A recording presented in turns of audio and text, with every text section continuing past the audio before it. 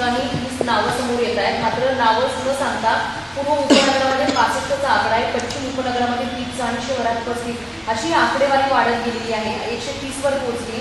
येणाऱ्या काळामध्ये मुंबई शहर पूर्ण पाण्याखाली जाऊ शकतं ना? फक्त जोडतो प्रश्न.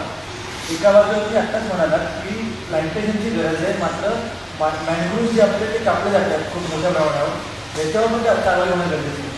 नाही, यामध्ये मी जेव्हा सभागृह घटित झालं त्यावेळेला पहिली मागणी ही केलेली की मुंबई महानगरपालिकाला ज्या प्रकारे पर्यावरण वातावरणीय बदल समिती ही राज्य सरकारमध्ये काम करते तशा प्रकारची समिती ही मुंबई महानगरपालिकेत असली पाहिजे, जेणेकरून आपल्या मुंबई शहराला लाभलेलं जे मँग्रोव्ज आहे, आपल्या मुंबई शहराला लाभलेला जो हिरवा पट्टा आहे त्याच्या रक्षणासाठी ही समिती काम करेल.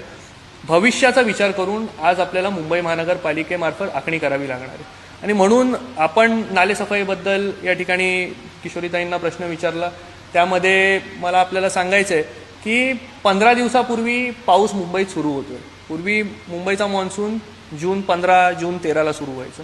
आज परिस्थिती काय आहे? गेल्या वर्षी काय परिस्थिती होती तर मे 15ला आज मुंबईने पाऊस पाहिला.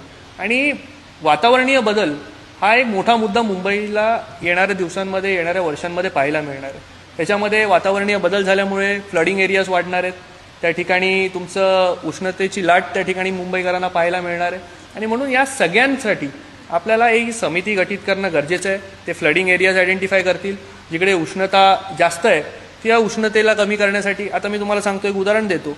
विक्रोळी घाटकोपरमध्ये 3 ते 4 अंशाचा फरक फक्त विक्रोळी ते घाटकोपरमध्ये तापमानाचा आहे. आणि म्हणून हे तापमान कमी करण्यासाठी, हे फ्लडिंग एरियाज कमी करण्यासाठी जर आपल्याला काय करावं लागेल तर आपल्या वाढत्या विकासासोबत, आपल्या वाढत्या इन्फ्रास्ट्रक्चरसोबत तेवढी झाडं लावणं, तेवढी झाडं जगवणं हे देखील महत्त्वाचं आहे. आणि म्हणून मुंबईला जर आपल्याला विकसेकडे घेऊन जायचं आहे, विकसित करायचं आहे, तर त्यामध्ये हिरवा पट्टा देखील आपल्याला तयार करावा लागेल, जेणेकरून येणाऱ्या पिढीला आणि आपल्या भविष्याला त्याचा त्रास होणार.